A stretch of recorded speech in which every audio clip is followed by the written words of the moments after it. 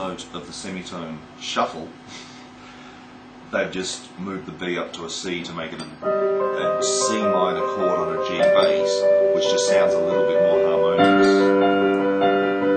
I keep forgetting the smell wants to breath. I live in a town where you can't smell a thing. You watch your feet, the cracks in the pavement. And then they sort of disguised it with this riff.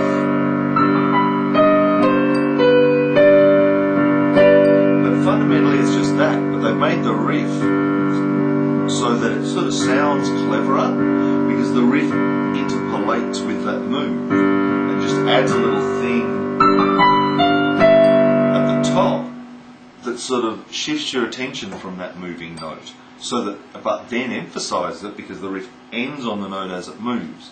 So they then emphasise the shift and then distract you away from it again, and then emphasise the shift. So you've got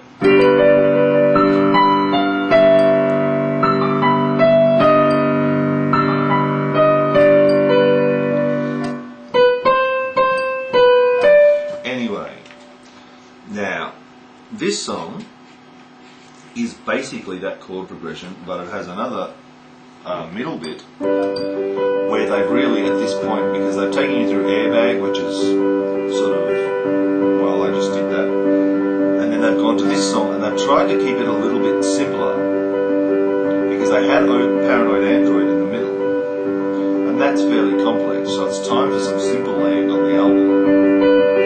And so then you've got the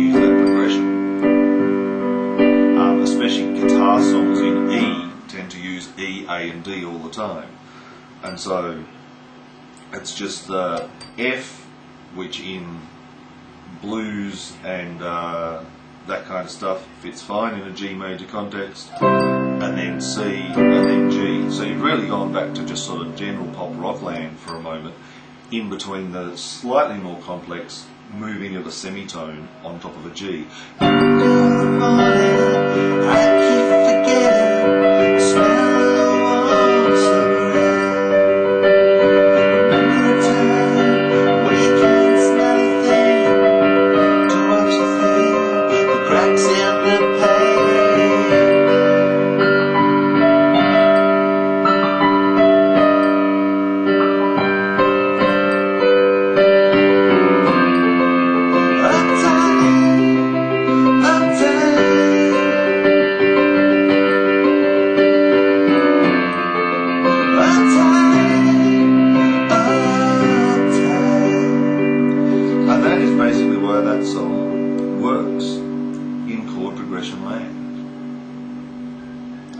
Take a break for a moment, but there's two songs.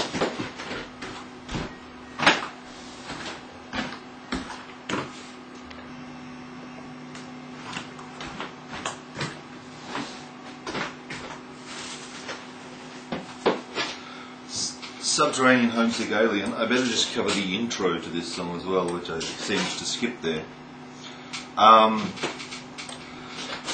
You'll remember, in terms of album context, I suspect that this intro may well have been written specifically so that the song sat nicely after Paranoid Android.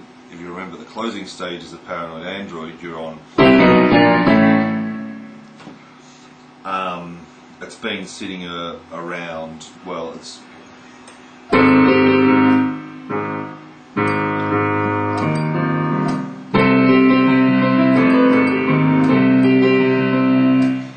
doing that in C and A flat. It's been moving between there. It drops down to the A. You end up on an A major chord, from A major, it's never going to sound wrong to drop into D minor.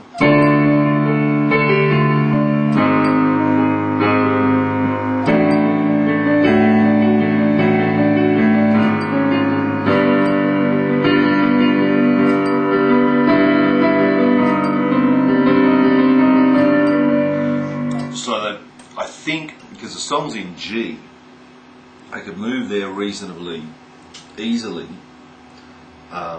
from the A chord they finish on, but they've added a little bit of deliberate complexity just to mix up the album a bit at that point, because while OK Computer, quite complex throughout, Subterranean Homesick Alien, as I said earlier, sort of has some reasonably simple things going on, still quite clever, but they have, I think, eased off on some of the complexity of it. So they introduce it with a beautiful yet sort of harmonically peculiar for pop music anyway type of intro. So they start with a D minor to A flat major. Now A flat being the flattened fifth of the D minor. It's an old jazz trick. They've been, doing it for quite a while now, to just move to the flattened fifth. By conventional sort of classical wisdom, it's a little bit odd. But if you move to the flattened fifth of something,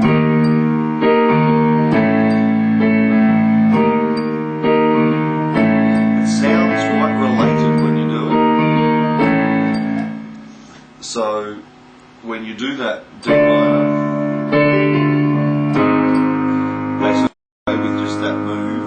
and then flop back into, it's a D major now on the A bass. Now Radiohead do these different bass lines quite a lot to make their chord progressions more interesting, because if you just took the it's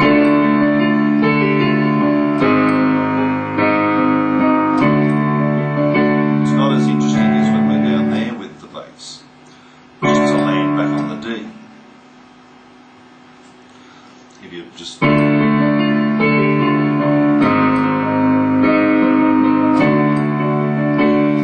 that one to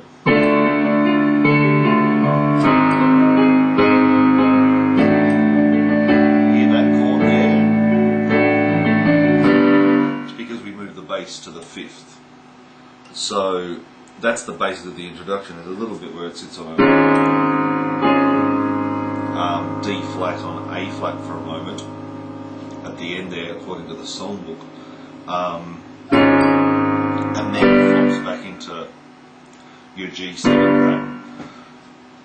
One of the things with the flattened fifth thing is, you tend to be able to move flattened fifths in a similar way to where you move the fifth to the first. And it always sounds good. You can sort of move the flattened fifth, and it sort of sounds resolved when you get there.